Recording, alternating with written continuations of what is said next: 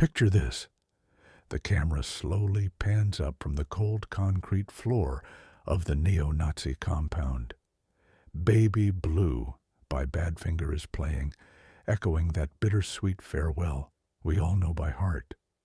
Walter White, the man who became Heisenberg, lies there, a slight smile on his face, bleeding out from a gunshot wound. In the original timeline, this is the end. The police rush in, guns drawn, but they are too late. The legend dies on his own terms. But today, we are rewriting history. Cut the music. Replace that soft rock track with the frantic, deafening scream of sirens and the aggressive shouting of SWAT teams. On the ground, show me your hands. The officers do not just check a pulse and call the coroner. They see chest movement. They see life. A paramedic rushes into the frame, ripping open a medical bag. He is still breathing. Get a line in him now. We need a medevac. Can you imagine the sheer irony? The universe, which Walt spent 2 years fighting, decides to play one last cruel joke on him. It refuses to let him die. The man who orchestrated his own exit with the precision of a chemical formula is suddenly denied his grand finale. Instead of fading to black, the screen cuts to blinding white hospital lights. The rhythmic beeping of a heart monitor replaces the soundtrack. Walter White is not dead. He is in the intensive care unit of the University of New Mexico Hospital, and he is about to face a fate far worse than death. He is going to face the consequences. Welcome to the trial of the century. This is not just a theory. This is a deep dive into the legal, social, and emotional fallout of capturing Heisenberg alive. First, let's look at the immediate aftermath. When Walt wakes up, he is not greeting Jesse or Skylar. He is waking up to the blurry vision of 2 armed U.S. Marshals standing at the foot of his bed. His right hand, the one he used to caress the stainless steel of the meth lab equipment just hours ago, is now handcuffed to the railing. The first thing he feels isn't relief. It is a crushing sense of failure. He failed to die. As the fog of anesthesia lifts, the reality sets in. He is alive, and he is the most wanted man in America. The news cycle would be absolutely insane. Think about the O.J. Simpson trial or the capture of El Chapo, but multiply that by 10. This is a mild-mannered high school chemistry teacher who turned into a drug lord capable of bombing nursing homes and orchestrating prison massacres. The media trucks would be parked 3 blocks deep outside the hospital. Every major news network from CNN to the BBC would have a 24-hour Heisenberg watch. The memes would be endless. The Save Walter White website that Junior made back in Season 2, it would be dug up by internet sleuths and turned into a dark joke. T-shirts with his sketch would sell out on street corners. He would instantly become the most polarizing figure in modern history, a folk hero to the anti-establishment crowd and a monster to everyone else. But let's talk about the charges. This is where it gets technically fascinating. In the show, Hank Strider had a hunch. In this timeline, the Department of Justice has the man himself. The indictment against Walter Hartwell White would be a document thicker than a phone book. Let's break down the laundry list of crimes, because it is staggering when you see it all on paper. First, you have the drug charges, manufacturing of a Schedule II controlled substance. We are not talking about ounces. We are talking about thousands of pounds of high-purity methamphetamine. Conspiracy to distribute. Then comes the violent crimes. Although Walt didn't pull the trigger on everyone, under the RICO Act, the Racketeer Influenced and Corrupt Organizations Act, he is liable for the crimes committed by his criminal enterprise.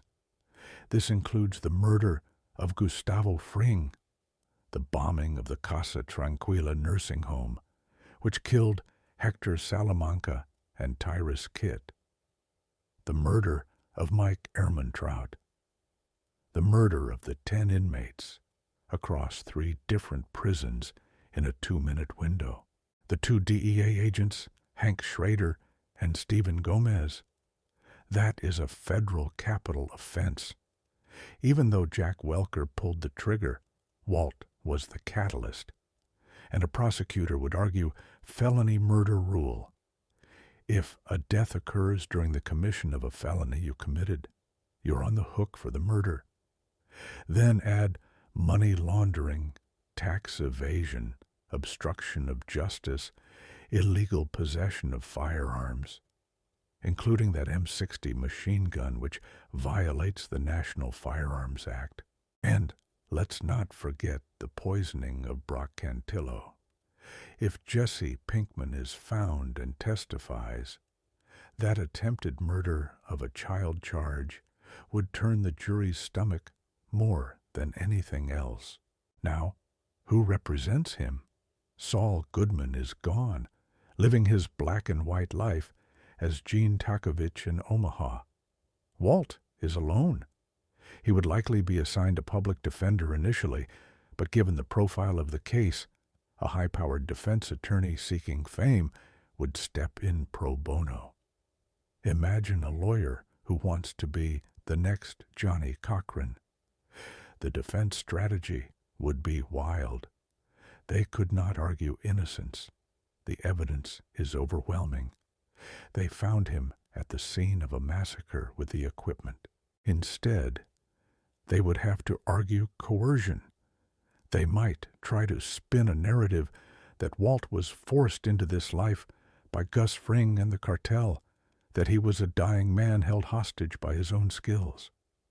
It is a weak defense, but it is the only card they have to play. Walt, being the narcissist he is, would hate this. He would want to take credit for his empire, but his lawyer would be trying to paint him as a victim. The conflict between Walt and his own legal team would be a drama in itself. Walt would constantly try to micromanage his defense, correcting the lawyers on technicalities, probably trying to fire them mid-trial to represent himself. Just like he tried to control every other aspect of his business. The most heartbreaking part of this scenario, however, isn't the legal battle. It is the family. Imagine the scene where Skyler visits him in the secure wing of the prison hospital. In the finale, they had that quiet moment in the kitchen where Walt finally admitted, "I did it for me." In this version, that closure is ripped away. Skyler is now a terrified woman, looking at a long prison sentence for herself as an accessory. The prosecutor would offer her a deal: full immunity in exchange for testifying against her husband, and she would take it. She has to, for the sake of Flynn and Holly. Picture Skyler on the witness stand, sitting just a few feet away from Walt. The prosecutor asks her to describe the money, the lies, the fugue state, the car wash. She has to dismantle the man she once loved, piece by piece, in front of the whole world. Walt has to sit there in his orange jumpsuit and watch his wife drive the final nails into his coffin. And Flynn, Walter Jr., he would likely refuse to see him, but imagine if he came to the courtroom just once. He sits in the back row, not making eye contact. Walt tries to turn around, tries to mouth, "I love you," and Junior just stares through him with that look of pure betrayal we saw when he called the police in Ozymandias. That emotional devastation cuts deeper than any bullet. Then there is the Jesse Pinkman factor. In our timeline, Jesse drives off screaming into the night, finding freedom. But if the police arrived seconds later, would they catch Jesse too? Let's assume for the sake of the narrative that Jesse got away in the El Camino. He is in the wind, but the prosecution knows he exists. They have his confession tape that Hank made. The hunt for Jesse Pinkman becomes the biggest manhunt in the Southwest, running parallel to Walt's trial. If they catch Jesse and they put him on the stand, it is game over. The dynamic between Walt and Jesse has always been the heart of the show. Imagine them meeting again, not in a lab, not in the desert, but in a federal courtroom. Jesse, clean-shaven, wearing a suit that doesn't fit right, staring down the man who ruined his life. Walt looking back with that mix of paternal pride and toxic manipulation. If Jesse testifies about Jane, about Brock, about Drew Sharp, the boy on the dirt bike, the jury would not just convict Walt. They would want to execute him themselves. The confession video Walt made in Season 5, where he framed Hank, that would be played in court. The jury would watch Walt fake those tears lying about his brother-in-law. The gasps in the courtroom would be audible. It would seal his fate as a sociopath. Let's talk about the public perception again, because this is something the show touched on, but couldn't fully explore. There would be a cult of Heisenberg. In the real world, we have seen how criminals like Pablo Escobar or the Krays gain a weird celebrity status. There would be teenagers on the internet calling Walt a Sigma male or a genius, completely missing the point of the destruction he caused. Conspiracies would fly. The CIA was involved. The blue meth was a government experiment. Walt, sitting in his cell, might actually enjoy this part. Even in chains, he is famous. He's recognized. He matters. Remember his famous line, "Say my name." Now, the whole world is saying it. But the reality of prison would crush that ego quickly. Walt is not a tough guy. He's a frail, cancer-ridden man in his 50s. Without his money, without his lab, without his leverage, he is just another inmate. The Aryan Brotherhood, or what is left of them after Walt massacred Jack's crew, would have a price on his head. The cartels would want him dead for Gus Fring. He would have to be in protective custody, isolated 23 hours a day. No more manipulating people. No more science to save the day. Just 4 gray walls and the sound of his own coughing. There is also the question of the gray matter legacy. Gretchen and Elliot Schwartz would be dragged into the media storm, the money Walt forced them to take for his children. The feds would freeze that immediately. The authorities would track the source of those millions. The trust would be dissolved. Skylar and the kids would get nothing. The house on Negra Arroyo Lane would be seized under asset forfeiture laws. It would eventually be auctioned off, probably to some macabre collector of murderabilia. The car wash, seized. The storage unit, found and seized. Every single dollar Walt earned, every drop of blood he spilled to leave a legacy for his family, would be erased by the U.S. government. He would have destroyed everyone around him for absolutely zero financial gain. The ultimate tragedy of Walter White isn't death. It is the complete nullification of his life's work. As the trial drags on, Walt's health would deteriorate. This is the ticking clock of the courtroom drama. The cancer is back, and it is aggressive. The defense might try to use this to garner sympathy, asking for compassionate release so he can die at home. But the judge remembers the nursing home bomb. The judge remembers the 2 dead federal agents. There will be no compassion. The visual of a dying Walter White, hooked up to an oxygen tank, sitting at the defendant's table, would be pathetic. It strips away the cool factor of Heisenberg. We see him for what he really is, a sick, angry old man who threw a tantrum that killed dozens of people. The prosecution would be ruthless. They would bring in the parents of Drew Sharp. They would bring in Andrea's mother. They would parade the victims of the plane crash, Wayfarer 515, connecting the dots back to Walt's negligence with Jane. It would be a parade of misery, all pointing a finger at one man. And Walt would have to sit there and take it. He couldn't storm out. He couldn't cook his way out. He would be forced to listen to the pain he caused, hour after hour, day after day. But here is a wild what-if theory. What if Walt tries one last scheme from inside? He is a genius, after all. Could he manipulate a guard? Could he brew a poison from cafeteria supplies? It is unlikely, but the audience would be on the edge of their seats waiting for it. The tension wouldn't be about, will he escape? But how will he try to control the narrative one last time? Maybe he tries to give an interview, a tell-all book deal.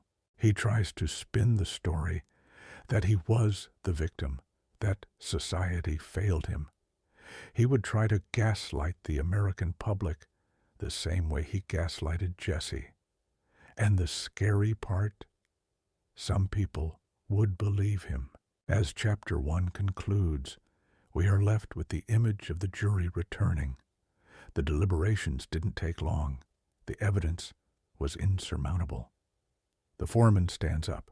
Walter White stands up, his legs shaking, leaning heavily on the table. The silence in the courtroom is deafening. The world is watching. The verdict is read. Guilty on all counts. The gavel bangs, echoing like a gunshot. But the story doesn't end with the verdict.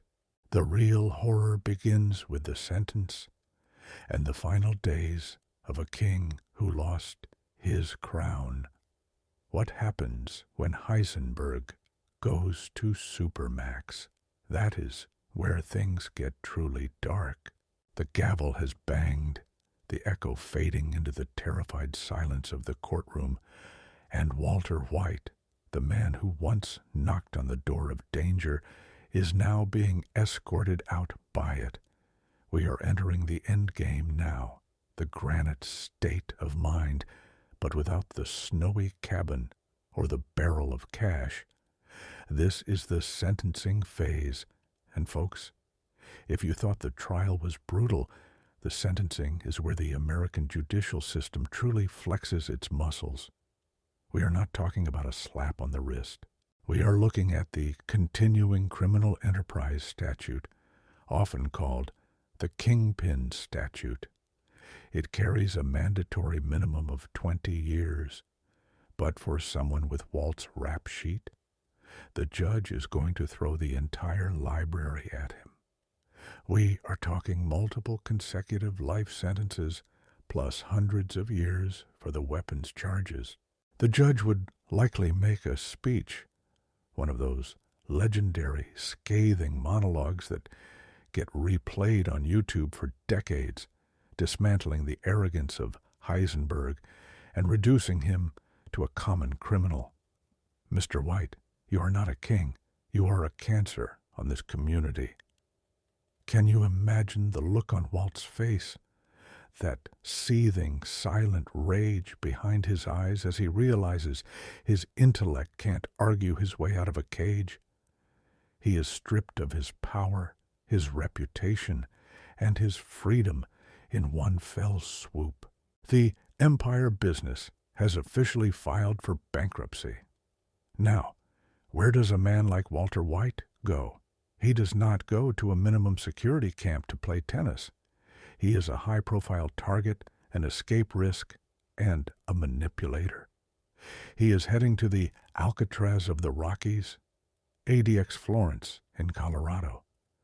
This place is the stuff of nightmares, literally designed to break the human spirit through sensory deprivation. This is where the reality of our what-if scenario becomes terrifyingly claustrophobic. In the show, Walt died looking at his reflection in the steel of a meth lab surrounded by his precious creation. In this reality, his reflection is in a polished steel mirror bolted to a concrete wall in a 7 by 12-foot cell. He is in solitary confinement for 23 hours a day. The furniture is made of poured concrete, so it can't be moved or weaponized. The window is a slit 4 inches wide, designed so you can't see the mountains or the sky. Only the wall of the courtyard, so you never know where you are. This is psychological warfare for a man whose entire journey was about feeling alive and expanding his territory. Being confined to a concrete box is a fate infinitely worse than death. He would be housed in H Unit, often called Bomber's Row, likely neighbors with guys like the Unabomber or the survivors of terrorist plots. But here is the kicker. They don't talk.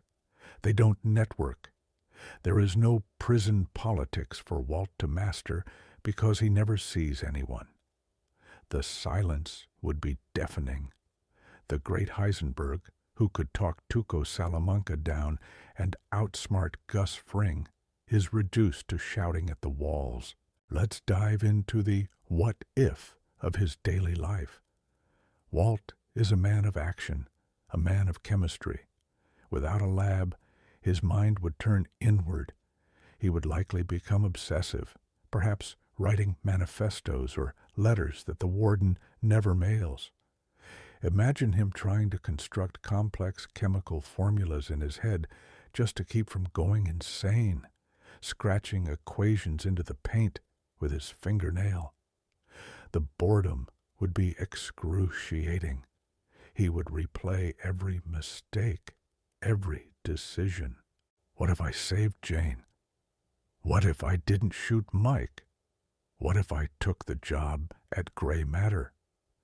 The ghosts of his victims would haunt that cell. We might see a version of Walt who hallucinates, having full conversations with Gus Fring or Jesse in the corner of his cell. It is a slow, agonizing decomposition of the self. And let's not forget the media. While Walt is rotting in a box, the world outside keeps spinning.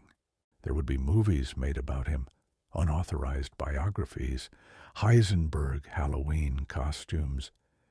He would hear snippets of this from new guards, or perhaps a rare access to a television, and it would torture him. He would see Hollywood actors playing him, getting the details wrong, misinterpreting his genius. He would be screaming, "That's not how it happened," at a mute TV screen. The loss of control over his own narrative would be the ultimate punishment for his ego. He wanted to be the one who knocks, but now he is just the one who waits. Then comes the physical decline, the cancer. It is inevitable. In the show, he dies before the cancer can fully reclaim him, going out on his feet. Here, the cancer comes back with a vengeance, but there is no dignified exit. Prison health care is not the Mayo Clinic. He would be shackled to a bed in a prison infirmary, receiving generic chemotherapy. The nausea, the weakness, the hair loss, it all happens under the watchful, indifferent eye of a corrections officer reading a magazine. There is no Schuyler to bring him ice chips, no Flynn to look at him with concern, just the cold, fluorescent reality of the system. This is a crucial part of the what if that changes the emotional texture of the story. We lose the anti-hero mystique. We see a frail, dying old man in an orange jumpsuit, coughing his lungs out. It strips away the cool factor of the fedora and the sunglasses. It forces the audience to confront the ugly, painful reality of what he did to his body and his life. He isn't a tragic figure anymore. He is just a number. Inmate 999247. The dehumanization is total. And what about the family? This is the emotional core. In this timeline, Schuyler, Flynn, and Holly have to change their identities.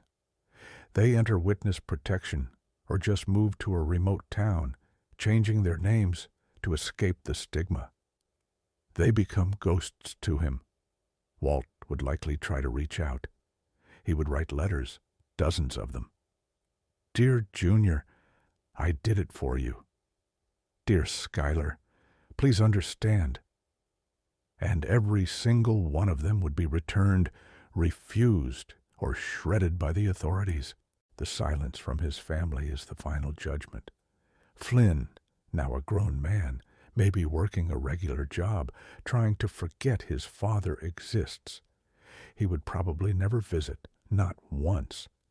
The realization that he destroyed his family not by dying, but by living and being captured, would be the heaviest burden Walt carries. He can't tell himself the lie that they will get the money eventually. The money is gone. The reputation is trash. The name White is a curse. He left them nothing but trauma and shame. That scene where he watches Flynn from afar in the finale, that is gone. He never sees them again. He dies without that closure. He dies wondering if they are even safe, tormented by the uncertainty. Let's speculate on a wild card moment, though, a theory moment. Suppose the feds want something from him. Maybe there is a new strain of blue meth on the streets. Maybe Jesse Pinkman is still out there and someone is copying the formula. The DEA comes to Walt in prison, asking for his help to catch the copycat. It is a classic Silence of the Lambs setup, Hannibal Lecter style. Walt would relish this. For a brief moment, he is useful again. He is the expert. He sits across the glass from a young DEA agent, maybe someone who knew Hank, and breaks down the chemistry, analyzing the new product. This is inferior, he would say with a smirk. The reduction is sloppy. It would be a fascinating scene, seeing Walt critique his own legacy from behind bars. But it would be a hollow victory.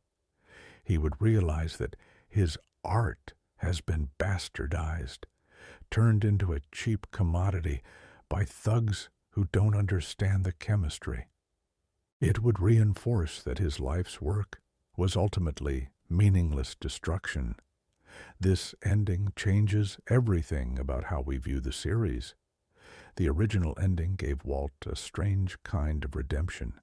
He saved Jesse. He admitted the truth. He died in his lab. It was romantic in a dark way. This arrested ending is a tragedy of Shakespearean proportions. It is a story of total, absolute failure. It forces us to look at the actions, not the intentions. It reminds us that crime doesn't actually pay, and that winning in the drug game is a myth.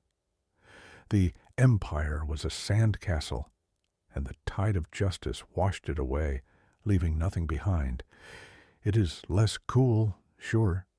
You can't put a dying prisoner on a t-shirt as easily as the Heisenberg sketch. But it might be the more honest ending.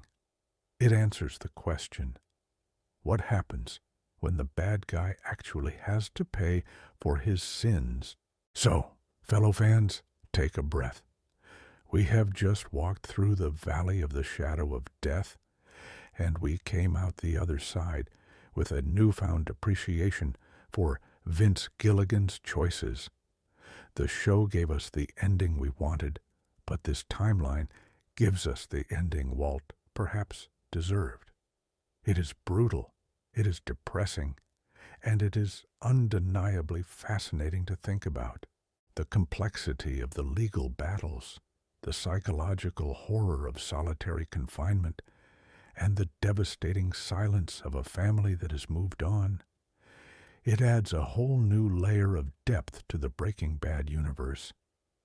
It makes you want to re-watch the series and scream at the TV, "Stop while you are ahead, Walt," because now you know exactly how dark the alternative bottom really is. We have peeled back the layers of this theoretical onion, and it is enough to make anyone cry. But that is the beauty of Breaking Bad. The possibilities are endless, and the discussions never die. Whether he dies in the lab or rots in a cell, Walter White remains one of the most complex characters in television history. This what-if journey just proves that even in his worst-case scenario, he commands our attention. We analyze, we speculate, and we obsess because the story is just that good. If you loved this deep dive into the alternate history of Heisenberg, if your mind is blown by the gritty details of a supermax fate, and if you are craving more theories that flip your favorite shows upside down, you know what to do. Smash that like button, subscribe to the channel, and hit the bell icon so you never miss a beat. And tell me in the comments, do you think Walt would have survived a year in Supermax? Or would he have found a way to end it on his own terms, even in a concrete box? Let's get the debate started down below. I read every single comment, and I want to hear your theories. Until next time, remember to tread lightly